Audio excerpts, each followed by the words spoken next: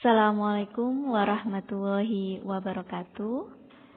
Selamat pagi kepada mahasiswa semester 3 untuk mata kuliah Manajemen Sumber Daya Manusia. Hari ini kita akan membahas tentang lingkup dari manajemen sumber daya manusia. Oke. Manajemen sumber daya manusia ini terdiri dari kata manajemen dan juga sumber daya manusia. Nah, manajemen itu sendiri merupakan seni yang mengatur proses pemanfaatan sumber daya manusia dan juga sumber daya lainnya. Ini bagaimana bisa secara efektif dan juga efisien untuk mencapai tujuan tertentu. Sedangkan sumber daya itu meliputi manusia, uang, metode atau mungkin cara atau mungkin sistem yang digunakan oleh perusahaan, kemudian bahan, mesin dan juga pasar. Jadi di sini unsur manusia yang merupakan salah satu unsur sumber daya berkembang menjadi suatu bidang ilmu manajemen ini disebut sebagai manajemen sumber daya manusia yang merupakan terjemahan dari manpower management. Nah, jadi di sini dapat didefinisikan bahwa MSDM adalah ilmu dan seni yang mengatur hubungan dan peranan tenaga kerja agar efektif dan efisien, membantu terwujudnya tujuan perusahaan, karyawan dan juga masyarakat. Lah di sini apakah sama antara manajemen sumber daya manusia dengan manajemen personalia? Banyak orang menafsirkan sama. Ya, samanya di sini adalah sama-sama ilmu yang mengatur manusia dalam suatu organisasi. Cuma bedanya di sini antara MSDM dengan manajemen personalia adalah kalau MSDM itu dikaji secara makro. Ya, secara makro. Sedangkan manajemen personalia ini dikaji secara mikro. MSDM menganggap karyawan ini adalah aset yang harus dipelihara secara baik.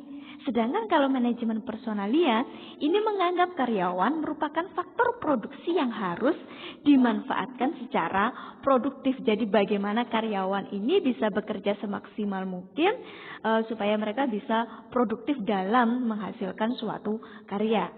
Kalau MSDM dia pendekatannya secara modern. Sedangkan kalau manajemen personalia dia pendekatannya secara klasik. Jadi fokus kajian MSDM di sini adalah masalah dari tenaga kerja manusia. Oke. Kita lanjut ke fungsi dari MSDM. Di sini ada fungsi secara manajerial dan juga ada fungsi secara operasional. Kalau fungsi secara manajerial di sini ada beberapa, yaitu dari tahap perencanaan, pengorganisasian, pengarahan, pengkoordinasian dan juga pengawasan. Ada 5. Sedangkan kalau fungsi operasionalnya ada seleksi, ada pengadaan, ada seleksi, ada pelatihan petugas, ada analisa pekerjaan, ada penempatan, ada kompensasi, ada pengembangan, ada pengintegrasian, dan juga ada aspiration, yaitu pelepasan sumber daya manusia. Ini menurut Melayu Hasibuan. Sedangkan ada fungsi MSDM sendiri, yaitu di slide nomor 7. Nah, di slide nomor 7 ini ada 11 fungsi MSDM yang akan kita bahas, kita kupas dari awal sampai akhir. Nah, fungsi MSDM di sini ada perencanaan. Perencanaan di sini yang perlu direncanakan itu adalah merencanakan tenaga kerja ini secara efektif dan juga efisien agar nanti sesuai dengan kebutuhan perusahaan. Perencanaan ini dilakukan dengan menetapkan program kepegawaian. Nah, Kalau perencanaannya sudah, kira-kira apa yang dibutuhkan oleh perusahaan, maka di sini nanti ada tahapan yang kedua, yaitu pengorganisasian. Jadi kegiatan ini untuk mengorganisasikan semua karyawan ini sesuai dengan pembagian kerjanya. Jadi semua terstruktur dalam struktur organisasi. Bagaimana melakukan hubungan kerja, delegasi wewenangnya, integrasinya, dan juga koordinasi dalam bagan organisasi. Makanya di setiap perusahaan pasti mereka memiliki struktur organisasi dan juga ada job desk dari masing-masing karyawannya yang masuk dalam struktur organisasi. Oke, yang ketiga ada pengarahan. Pengarahan itu kegiatan mengarahkan. Jadi bagaimana bisa mengarahkan semua karyawannya ini agar mau bekerja dengan baik, mau bekerja sama. Jadi pimpinan menugaskan bawahan agar semua tugasnya ini bisa terselesaikan dengan baik, jadi terarah. Nah, kalau sudah diarahkan, baru nanti ada pengendalian. Jadi bagaimana di sini bisa mengendalikan semua karyawan ini bisa mentaati peraturan-peraturan dari perusahaan. Jadi mereka harus bekerja sesuai dengan rencana.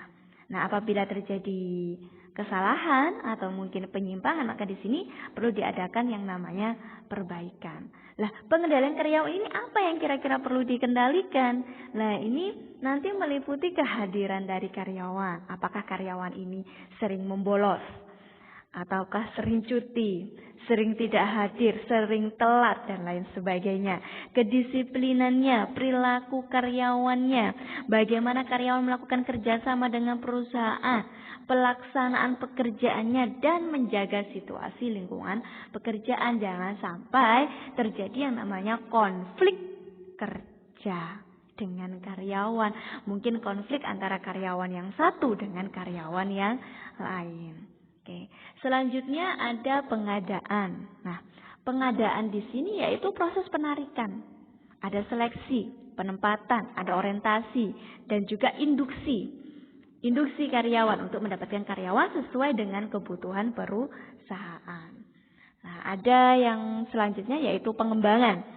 Pengembangan adalah proses peningkatan keterampilan teknis di sini secara teoritis, konseptual, dan juga moral karyawan melalui pendidikan yang sesuai dengan kebutuhan pekerjaan di masa kini dan juga maupun di masa yang akan datang. Ada kompensasi, ini pemberian balas jasa, bisa secara langsung dan juga tidak langsung. Uang atau barang kepada karyawan sebagai imbalan jasa yang diberikan kepada perusahaan. Jadi ini untuk kompensasi ini harus adil dan juga layak. Selanjutnya pengintegrasian. Untuk pengintegrasian di sini untuk mempersatukan kepentingan perusahaan dan kebutuhan karyawan. Di sini memang perlu adanya pengintegrasian, jadi agar tercipta kerjasama yang serasi dan juga saling menguntungkan. Perusahaan memperoleh laba, karyawan mendapatkan kesejahteraan dari perusahaan. Selanjutnya ada pemeliharaan. Nah, pemeliharaan di sini kegiatan untuk memelihara. Jadi meningkatkan kondisi fisik, mental, dan juga loyalitas karyawan agar mereka tetap mau bekerja sesuai dengan kebutuhan perusahaan. Nah, nanti pemeliharaan bisa berupa banyak nanti yang akan kita bahas di akhir. Jadi pemeliharaan bisa saya sedikit bahas ya, pemeliharaan nanti bisa berupa insentif, bisa berupa kesejahteraan karyawan, juga nanti mungkin ada kesehatan dan juga keselamatan kerja. Selanjutnya kedisiplinan di sini, kedisiplinan. Kedisiplinan itu keinginan dan kesadaran untuk mentaati peraturan-peraturan perusahaan dan juga norma-norma yang ada di perusahaan. Jadi karyawan di sini bagaimana dia bisa disiplin dengan peraturan-peraturan yang sudah ditetapkan oleh perusahaan. Pemberhentian, pemutusan hubungan kerja dari perusahaan dengan karyawan. Mungkin disebabkan oleh keinginan dari perusahaan yang ingin melakukan pemecatan kepada karyawan, bisa juga karena keinginan karyawan yang mungkin ingin keluar dari perusahaan, bisa juga kontrak kerja yang sudah berakhir, bisa juga karena pensiun dan juga sebab-sebab lainnya. Itu adalah fungsi-fungsi dari manajemen sumber daya manusia. Oke, kita lanjut di sini. Nah, dalam ruang lingkup manajemen sumber daya manusia tadi ada pengadaan. Pengadaan di sini ada perencanaan, rekrutmen, seleksi, penempatan, dan juga orientasi. Pengembangan SDM ada pelatihan dan juga pengembangan. Di sini ada pengembangan karir dan juga pemeliharaan SDM. Di sini ada pemberian kompensasi. Ada integrasi, hubungan dan lain sebagainya. Oke, kita lanjut. Di sini proses manajemen sumber daya manusia. Oke. Kita ke slide 10. Yaitu perencanaan sumber daya manusia. Oke. Dalam perencanaan sumber daya manusia, di sini ada 4 aspek dasar perencanaan SDM, yaitu merencanakan dari kebutuhan masa depan. Kira-kira di sini kita butuh berapa karyawan dan juga yang memiliki keterampilan seperti apa yang memang dibutuhkan oleh sebuah perusahaan. Kemudian perencanaan keseimbangan masa depan, yaitu membandingkan jumlah karyawan yang dibutuhkan dengan jumlah karyawan yang ada yang diharapkan tetap bekerja. Kemudian ada perencanaan untuk merekrut, ada perencanaan untuk memberhentikan karyawan, dan juga perencanaan untuk mengembangkan karyawan. Oke, kita lanjut ke slide 11, yaitu recruitment. Nah, dalam pengadaan karyawan di sini ada beberapa hal yang perlu diperhatikan, yaitu terkait analisis pekerjaan, uraian pekerjaannya, spesifikasinya, persyaratannya, evaluasi, pengayaan, dan juga penyederhanaan pekerjaan. Jadi dalam proses perekrutan karyawan ini memang kita tidak mudah ya, karena ada beberapa yang perlu diperhatikan, yaitu analisis pekerjaan. Mengapa di sini perlu kita melakukan analisis pekerjaan? Karena di sini menganalisis untuk mendesain pekerjaan apa yang harus dikerjakan, bagaimana mengerjakannya, mengapa pekerjaan itu harus dilakukan. Sedangkan nanti akan bersambung dengan uraian pekerjaannya. Jadi uraian pekerjaannya itu nanti adalah informasi tertulis. Informasi tertulis tentang apa? Tentang uraian tugas, tanggung jawab dari masing-masing karyawan, kondisi pekerjaannya seperti apa, hubungan pekerjaannya seperti apa, aspek-aspek pekerjaannya yang harus dilakukan dalam suatu jabatan tertentu dalam organisasi atau dalam sebuah perusahaan. Nah, kemudian spesifikasi. Kenapa di sini kita perlu memperhatikan tentang spesifikasi pekerjaan? Ya, karena ini terkait dengan tingkat pendidikan pekerja. Jadi kita harus melihat di sini. Nanti yang kita butuhkan dalam pengadaan karyawan itu yang pendidikannya S1 ataukah pendidikannya S2 ataukah hanya SMP ataukah SMA ataukah SD nanti bisa masuk dan bergabung dalam perusahaan. Jadi nanti perlu diperhatikan kita membutuhkan pendidikan pekerjaan seperti apa. Kita membutuhkan karyawan yang laki-laki saja ataukah perempuan ataukah laki-laki perempuan. Jadi ini namanya spesifikasi pekerjaan. Keadaan fisik pekerja bagaimana, pengetahuannya, kecakapan dalam bekerja. Nah, biasanya yang perlu dilihat di sini adalah tentang batas umur. Jadi kira-kira biasanya kalau kita mau melamar pekerjaan itu kan pasti ada batas umur maksimal 30 tahun. Berarti memang di sini perusahaan membutuhkan karyawan yang umurnya di bawah 30 tahun. Mungkin mereka tidak mencari atau tidak membutuhkan karyawan yang mungkin di atas 30 tahun. Mungkin bagi mereka kurang efektif mungkin, atau mungkin kurang efisien. Karena apa? Orang-orang yang umurnya di bawah 30 tahun itu lebih kuat, lebih mudah untuk berpikir, lebih bekerja keras mungkin seperti itu. Atau mungkin di sini nikah atau belum, minat pekerja, emosinya, temperamen pekerjaan, dan juga pengalaman pekerjaannya. Jadi ini yang perlu diperhatikan. Jadi ada tanda kutip juga, biasanya perusahaan di sini lebih memperhatikan kepada pengalaman pekerja. Kenapa? Karena karyawan yang memiliki pengalaman lebih banyak, otomatis di sini dia lebih memiliki kualitas lebih baik dibandingkan dengan karyawan yang belum pernah bekerja sama sekali. Persyaratan pekerja. Nah, persyaratan pekerjaan di sini, persyaratan jabatan tentang keterampilan yang dikehendaki, juga nanti alat-alat yang diperlukan. Kemudian evaluasi pekerjaan.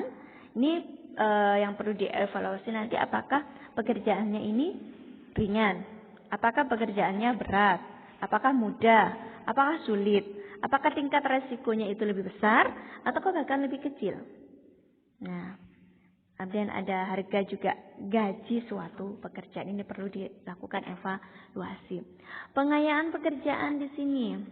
Nah, jadi karyawan itu ada beberapa yang mungkin perusahaan melakukan perluasan pekerjaan. Artinya dalam perluasan pekerjaan itu perusahaan memberikan tugas yang lebih banyak kepada karyawan. Tujuannya apa? Untuk meningkatkan variasi pekerjaan supaya mereka juga tidak bosan. Jadi selain pengayaan pekerjaan ada perluasan pekerjaan juga. Untuk pengayaan pekerjaan ini perluasan pekerjaan dan tanggung jawabnya ini bagaimana karyawan ini dalam menjalankan tugasnya atau jabatannya ini bisa memberikan kepuasan dalam pengembangan pribadinya. Nah, kemudian penyederhanaan pekerjaan ini tentang penggunaan logika, mencari penggunaan yang paling ekonomis dari usaha, manusia, materi atau mungkin mesin-mesin, waktu, dan segala apapun yang sudah dilakukan oleh perusahaan. Jadi bagaimana di sini nanti bisa lebih efektif. Nah, ada beberapa langkah-langkah dalam pengadaan karyawan. Itu ada peramalan kebutuhan tenaga kerja, ada penarikan, ada seleksi, ada penempatan, orientasi, dan induksi karyawan. Nah, kenapa di sini perlu adanya peramalan kebutuhan tenaga kerja? Ya, ini diperlukan sekali agar kebutuhan tenaga kerja di masa depan ini sesuai dengan kebutuhan dan juga beban dari pekerjaan. Peramalan ini didasarkan pada apa? Didasarkan pada faktor internal dan juga eksternal yang ada di perusahaan. Misalnya apa? Jumlah produksi, ramalan usahanya, perluasan perusahaan, perkembangan teknologinya, tingkat permintaan dan juga penawaran tenaga kerja serta perencanaan karir pegawai. Nah, kenapa di sini perlu ada penarikan? Ya, karena penarikan ini untuk mencari dan juga memikat para calon tenaga kerja agar di sini mereka mau melamar ke perusahaan. Jadi ada penarikan. Setelah ada penarikan, biasanya kalau penarikan ini ada dari beberapa sumber. Jadi ada sumber penarikan, ada dari sumber internal, ada juga dari sumber eksternal. Nah, kalau sumber internal ini karyawan mengisi lowongan yang diambil dari dalam perusahaan. Jadi kira-kira bisa diambil dari sanak saudara karyawan sudah bekerja di perusahaan tersebut. Kalau sumber eksternalnya ini sumber eksternal karyawan mengisi lowongan jabatan diambil dari luar perusahaan. Bisa dari kantor penempatan tenaga kerja, bisa dari lembaga pendidikan, bisa dari referensi karyawan, bisa dari serikat buruh, dari leasing, nepotisme, pasar tenaga kerja yang di sini yang memasang iklan pada media massa dan lain sebagainya. Tuh. Nah, untuk seleksi sendiri di sini, nah ada yang perlu diperhatikan. Tujuannya seleksi ini seperti apa sih? Tujuannya seleksi pastinya di sini perusahaan ingin mendapatkan karyawan yang berkualitas, karyawan yang potensial, karyawan yang jujur, karyawan yang disiplin tentunya juga. Dan di sini ada juga perusahaan yang mencari karyawan yang cakap dan penempatannya tepat, terampil, semangat, dinamis, kreatif, inovatif, dan tanggung jawab. Jadi ini tujuannya seleksi. Jadi dari seleksi kita bisa mengetahui apakah karyawan itu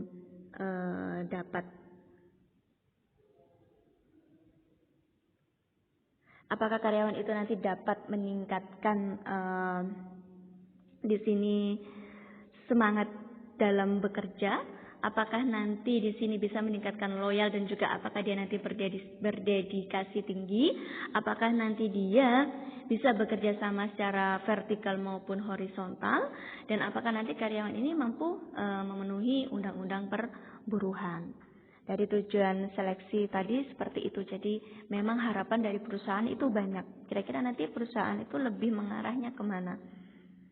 Yang diharapkan bisa semuanya ya, bisa mendapatkan karyawan yang berkualitas, yang potensial, yang jujur, yang disiplin, yang loyal, yang berdedikasi tinggi, yang inovatif. Itu harapan dari sebuah perusahaan. Nah, di sini ada langkah-langkah dari seleksi, yaitu ada yang melengkapi syarat administrasi, wawancara, tes, penyelidikan latar belakang, wawancara penyaringan secara mendalam, pemeriksaan fisik, kemudian menawarkan pekerjaan. Nah, di sini ada lagi langkah-langkah dari seleksi, yaitu pertama bisa seleksi surat-surat lamaran dan mengisi belangko lamaran, pemeriksaan referensinya tadi, wawancara pendahuluan, tes penerimaan, tes psikologi, tes kesehatan, wawancara akhir atau langsung, dan juga nanti yang terakhir memutuskan dia diterima atau ditolak. Jadi penempatan karyawan yang selanjutnya, penempatan karyawan merupakan tindak lanjut dari seleksi, yaitu menempatkan calon karyawan yang diterima pada jabatan atau pekerjaan tertentu. Baru nanti kalau sudah, kita masuk ke tahap orientasi. Nah, di tahap orientasi itu perkenalan bagi setiap karyawan baru dilaksanakan untuk menyatakan bahwa mereka betul-betul diterima dengan tangan terbuka menjadi karyawan yang akan bekerjasama dengan karyawan lain pada perusahaan. Kemudian kita bisa lanjut pelatihan dan juga pengembangan. Ya, di sini. Pengembangan karyawan itu adalah suatu usaha untuk meningkatkan kemampuan teknis, konseptual, dan juga moral karyawan sesuai dengan kebutuhan pekerjaan. Melalui apa? Ini melalui pendidikan dan juga pelatihan. Semakin tinggi pendidikan suatu karyawan dan juga semakin banyak dia melakukan pelatihan, maka tingkat kompetensi dari karyawan itu sendiri pun akan meningkat. Tujuan dari pengembangan di sini tentunya untuk meningkatkan produktivitas, meningkatkan efisiensi, mengurangi kerusakan, mengurangi kecelakaan, meningkatkan pelayanan, meningkatkan moral dan juga semangat dan lain sebagainya. Itu. Dalam pengembangan karyawan di sini kita bisa masuk ya, bahwa biasanya di perusahaan itu pasti menginginkan karyawannya ini memiliki dedikasi yang tinggi dan juga kompeten dalam pekerjaannya. Supaya karyawan di sini kompeten dalam pekerjaannya, makanya di sini ada beberapa perusahaan yang kemudian meminta kepada karyawannya untuk melakukan studi lanjut. Ada juga apabila ada kegiatan pelatihan-pelatihan tertentu, maka masing-masing dari karyawan itu harus mengikuti pelatihan tersebut. Tujuan dari pelatihan itu adalah untuk meningkatkan kompetensi dari karyawan. Yang nantinya berharap bahwa dari kegiatan pengembangan karyawan ini bisa meningkatkan perusahaan, tujuan perusahaan mampu terwujud, mampu tercapai karena memiliki karyawan-karyawan yang kompeten di sini. Nah, penilaian prestasi karyawan ini kegiatan manajer untuk mengevaluasi perilaku karyawan dan juga prestasi kerja karyawan. Ini untuk menetapkan kebijaksanaan sumber daya manusia selanjutnya. Apa yang dinilai di sini? Yang dinilai di sini adalah kesetiaan karyawan, prestasi kerjanya, kedisiplinannya, kejujurannya, kreativitasnya, kerjasamanya, kepemimpinannya, kepribadiannya, prakarsa, loyalitas, kecakapan, tanggung jawabnya, pekerjaan saat sekarang, kemudian potensi kerja yang akan datang dan sifat serta hasil kerjanya seperti apa. Nah, syarat-syarat penilaiannya apa? Harus jujur, adil, objektif, memiliki pengetahuan unsur-unsur yang dinilai, mengetahui uraian pekerjaannya secara jelas, memiliki kewenangan, memiliki keimanan. Nah, memiliki keimanan itu sangat penting sekali. Ya. Oke, kita lanjut. Di sini ada tadi sudah ya pelatihan dan juga pengembangan, nanti bisa dibaca, dipelajari di sini. Nah, apabila karyawan di sini memiliki prestasi yang sangat baik, pasti nanti akan ada kompensasi yang juga diberikan oleh perusahaan. Nah, kompensasi itu pendapatan yang berbentuk uang, bisa juga barang langsung, bisa juga barang yang tidak langsung yang bisa diterima langsung oleh karyawan. Ini sebagai apa? Imbalan jasa. dari perusahaan kepada konsumen. Nah, kompensasi ini bisa dalam bentuk kompensasi langsung berupa gaji, upah, dan juga upah insentif. Bisa juga kompensasi tidak langsung. Kalau tidak langsung ini bisa berupa kesejahteraan karyawan. Nah, biasanya ada beberapa faktor-faktor yang mempengaruhi besarnya kompensasi. Jadi setiap karyawan pasti memiliki kompensasi yang berbeda antara karyawan yang satu dengan karyawan yang lain. Nah, ini faktor-faktor yang mempengaruhi apa? Biaya hidup, posisi jabatan karyawan. Antara karyawan satu dengan karyawan yang lain jabatannya berbeda. Pendidikan, pengalaman karyawan, kondisi perekonomian sosialnya, jenis dan juga sifat pekerjaannya, produktivitas karyawan. Biasanya karyawannya semakin produktif, otomatis di sini kompensasinya akan semakin banyak, semakin besar. Kemampuan dan kesediaan perusahaan, pemerintah dengan undang-undang dan kepresidenan. Nah, ini adalah faktor-faktor yang mempengaruhi besarnya kompensasi. Oke, kita lanjut ya. Nah, tadi dijelaskan untuk pemeliharaan. Jadi untuk kompensasi tadi masuk dalam tahap pemeliharaan. Metode-metode pemeliharaan ada metode komunikasi, ada insentif, ada kesejahteraan karyawan, ada kesehatan dan keselamatan kerja, dan ada hubungan industrial. Tujuannya apa di sini perlu diadakannya pemeliharaan? Ini tujuannya ya pastinya untuk meningkatkan produktivitas kerja karyawan. Dengan adanya kompensasi yang semakin besar, diharapkan di sini karyawannya akan semakin produktif, karyawannya bisa semakin disiplin, semakin loyal, dan menurunkan turnover karyawan. Di sini karyawannya diharapkan juga dengan kompensasi yang lebih besar bisa meningkatkan kesejahteraan dari karyawan, kondisi fisiknya, mentalnya, dan juga sikap karyawan. Kemudian tujuannya juga untuk mengurangi konflik, mengurangi konflik, serta di sini bisa menciptakan suasana yang harmonis. Karena apa? Kesejahteraannya di sini tercapai. Oke. Selanjutnya di sini kita bahas tentang pemberhentian karyawan. Di sini ada promosi, ada transfer, demosi, dan PHK. Cuma yang kita bahas di sini adalah terkait tentang pemberhentian karyawan. Yang lain nanti bisa dibaca. Nah, ada beberapa alasan kenapa karyawan ini berhenti. Ada yang mungkin karena di PHK oleh perusahaan, tapi juga karena ada yang lain, mungkin karena karyawan tersebut sudah pensiun, atau karena keinginan karyawan itu sendiri, atau mungkin kontrak kerjanya sudah berakhir, bisa juga karena meninggal dunia, bisa juga karena perusahaannya dilikuidasi. Nah, kenapa di sini perusahaan terkadang ada karyawan yang di PHK? Kenapa di sini karyawannya diberhentikan? Biasanya ada hal-hal yang menyebabkan perusahaan di sini memperhatikan karyawan. Bisa jadi karena karyawan tidak mampu menyelesaikan pekerjaannya dengan baik. Bisa juga karena perilaku dari karyawannya yang kurang baik, kurang disiplin, selalu telat, sering melanggar peraturan-peraturan, dan juga mungkin tata tertib yang diberikan oleh perusahaan. Dia juga mungkin tidak bisa bekerja sama dengan baik, dan dia juga mungkin sering menyebabkan konflik di antara karyawan-karyawan yang lain. Bisa juga karena dia melakukan tindakan amoral dalam perusahaan. Jadi pemberhentian karyawan itu merupakan fungsi terakhir dari manajemen sumber daya manusia. Kesimpulannya di sini bahwa mengelola sumber daya manusia adalah masalah yang unik, kompleks, dan memerlukan keahlian tersendiri dengan memperhatikan harkat dan juga martabat karyawan demi tercapainya tujuan perusahaan. Karena di sini yang diatur itu adalah manusia. Jadi memang membutuhkan sesuatu yang lebih power. Makanya dikatakan sebagai the power of management. Oke. Selesai sampai di sini perkuliahan kita. Terima kasih sudah menyimak dari awal sampai akhir. Semoga ilmunya bermanfaat. Saya akhiri. Wassalamualaikum warahmatullahi wabarakatuh.